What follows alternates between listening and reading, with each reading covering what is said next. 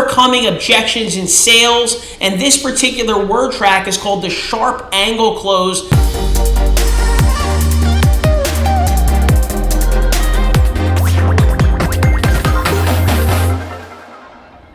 Hey guys, it's Anthony. Welcome back to the channel. In today's video, we're going to go over overcoming objections in sales, and this particular word track is called the sharp angle close. This one's tried and true. This is for when your customer seems to be negotiating for sport and they say, well, can you do this? Well, find out if you could do X, or ask your manager if you could do Y. You want to then overcome, almost their sense to negotiate by saying to them, okay, great, and if we could, would you do the deal today? If I could, would you do the deal right now? Ask your manager if you can get the payment to $650. Okay, and if we could, are you going to do the deal right now? The sharp angle close. I want to find out, I'm backing you into a corner.